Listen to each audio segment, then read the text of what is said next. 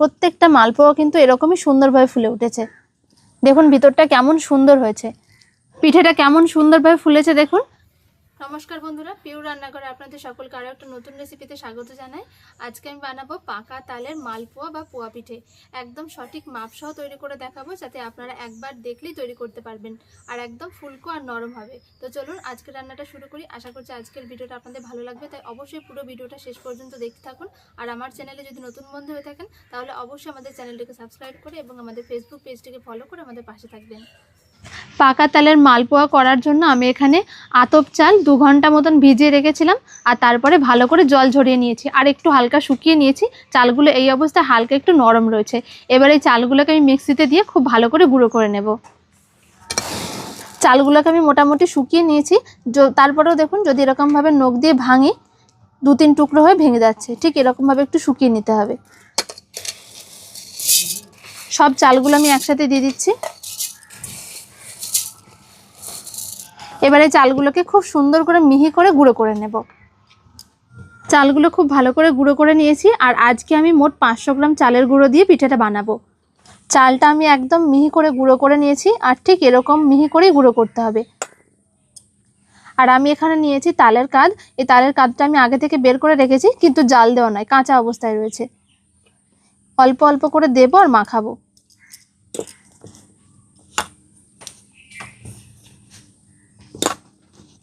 সবটা একবারে দিয়ে দেওয়া যাবে না, অল্প অল্প করে মাখিয়ে দেখতে হবে কতটা লাগে।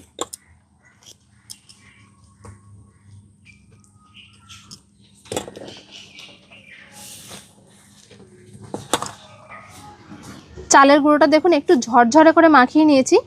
পুরো তালের কাঁধটা আমার দরকারই পড়েনি। ঠিক এরকম করে ঝরঝরে করে প্রথমে মাখিয়ে নিতে হবে। আর একটুখানি দিয়ে দিচ্ছি লবণ।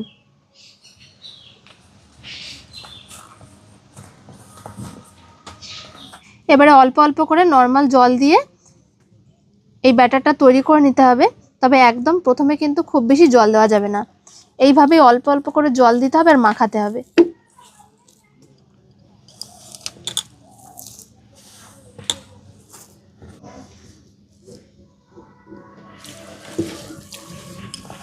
অল্প করে জল দিয়ে যেরকমভাবে আটা মাখে, ঠিক সেরকমভাবে আটা মাখার মতন মোটামুটি 8 থেকে 10 মিনিট মতন খুব ভালো করে এভাবে মেখে নিয়েছি। এবার আমি এখানে নিয়েছি হালকা, একদম হালকা কুসুম গরম জল। এই জলটা দিয়ে অল্প অল্প করে মেখে নেব। খুব বেশি যদি জলটা গরম হয়ে থাকে তাহলে কিন্তু চালটা সিদ্ধ হয়ে যাবে আর মালপোয়াগুলো ভালো ফুলবে না। এবারে অল্প অল্প করে জলটা দেবো আর মাখাবো।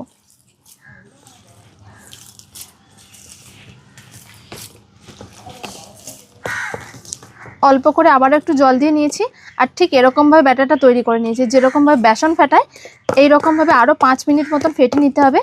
যত ভালো করে মাখা হবে মালপোয়াগুলো তত ভালো নরম হবে।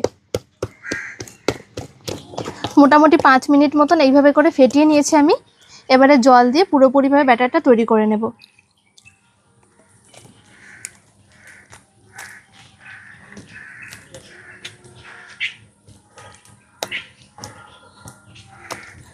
মালপোয়ার পিঠেটা তৈরি করার জন্য আমি এখানে পুরোপুরি গরম জল ব্যবহার করছি। তবে চাইলে কিন্তু আপনারা এমনি নর্মাল জল দিয়েও মেখে নিতে পারেন। তবে এরকমভাবে যদি একটুখানি হালকা গরম জল দেওয়া হয় তাহলে পিঠেগুলো খুব সুন্দর হয়। অল্প অল্প করে জল দিয়ে আমি ব্যাটারটা তৈরি করে নিয়েছি। আর দেখুন, যদি এরকমভাবে ওপর থেকে ফেলার সাথে সাথে মিশে যাচ্ছে, ঠিক এরকমভাবে পাতলা করে নিতে হবে। মালপোয়ার ব্যাটারটা রেডি করে নেওয়ার পর একটা কড়াই বসিয়ে দিয়েছি। এবারে তেলটা ভালো করে গরম করে নেব ভাজার জন্য। এখানে সাদা তেল ব্যবহার করছি। তেলটা খুব সুন্দর করে গরম করে নিয়েছি। এবারে 1 হাতা ব্যাটার নিয়ে নিয়েছি, ঠিক মাঝখান বরাবর দিয়ে দেব।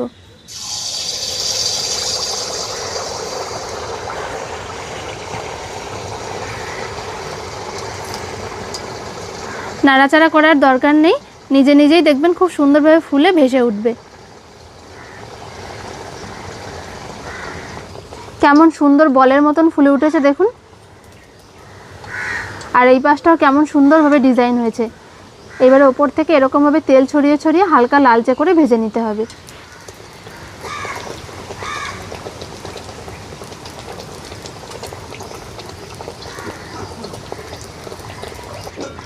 সুন্দর করে লাল লাল করে ভেজে নিয়েছি। এবারে তুলে নেব। বাকি মালপোয়াগুলো ঠিক একই রকমভাবে ভেজে নেব।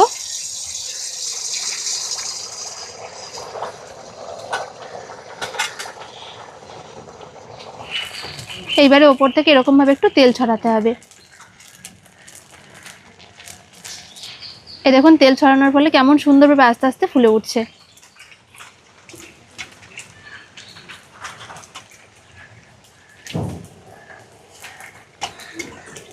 পিঠেটা কেমন সুন্দরভাবে ফুলেছে দেখুন। আর প্রত্যেকটা মালপোয়া কিন্তু এরকম সুন্দরভাবে ফুলবে। মালপোয়াগুলো সব ভাজা হয়ে গেছে। এবার আমি একটা চিনির রস তৈরি করে নেব। তার জন্য আমি এখানে 300 গ্রাম চিনি নিয়েছি। এবার এটা দিয়ে দেব। চিনিটা দিয়ে দিচ্ছি কড়ায়। 1 বাটি চিনির জন্য দিয়ে দিচ্ছি হাফ বাটি জল।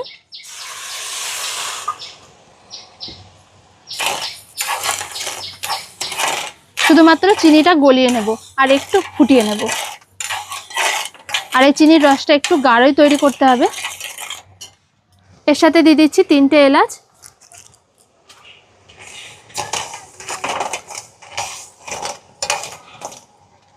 তালের মালপোয়া তৈরি করার জন্য ব্যাটারে আমি কোনো রকম যেহেতু চিনি ব্যবহার করিনি, তার জন্য কিন্তু আমি চিনির রসে পোয়া পিঠাগুলোকে একটু চুবিয়ে নেব। তবে যদি আপনারা সেক্ষেত্রে চিনি ব্যবহার করেন তাহলে কিন্তু আর চিনির রসে দেওয়ার দরকার হবে না। চিনিটা গলে গিয়ে দেখুন খুব সুন্দরভাবে রসটা তৈরি হয়ে গেছে। আর এরকম একটু মোটা শিরা করতে হবে। এবারে গ্যাসটা বন্ধ করে দিচ্ছি। পোয়া পিঠেগুলো এবার এক এক করে চিনি শিরার মধ্যে দিয়ে এইভাবে উল্টে পাল্টে তুলে নেব।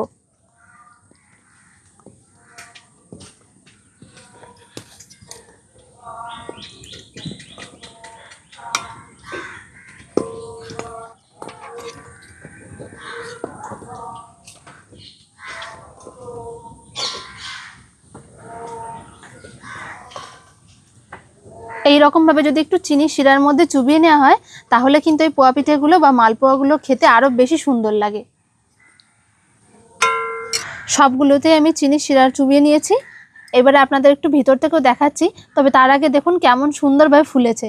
প্রত্যেকটা মালপোয়া কিন্তু এরকমই সুন্দরভাবে ফুলে উঠেছে। এইবারে আপনাদের ভিতর থেকে দেখাচ্ছি। দেখুন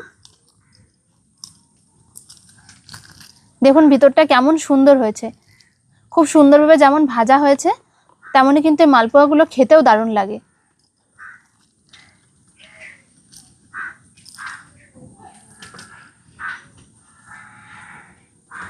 তো বন্ধুরা আপনাদের সকলের এই পাকা তালের মালপোয়া বা পোয়া পিঠার রেসিপিটা কেমন লাগলো অবশ্যই কিন্তু আমাকে কমেন্ট করে জানাবেন। আর যদি ভালো লেগে থাকে তাহলে অবশ্যই একবার হলেও এই বর্ষাকালে এই পাকা তালের মালপোয়া বাড়িতে তৈরি করে খেয়ে দেখুন। একদম সঠিক মাপ সহ তৈরি করে দেখেছি, আপনাদের কোনো অসুবিধা হবে না আর খেতেও অসম্ভব ভালো লাগে। আশা করছি আজকের ভিডিওটা আপনাদের সকলের ভালো লেগেছে। আর ভালো লাগলে অবশ্যই একটা লাইক শেয়ার কমেন্ট করে আমাদের চ্যানেলের পাশে থাকবেন। দেখা হচ্ছে পরের ভিডিওতে। সকলে ভালো থাকবেন। ধন্যবাদ।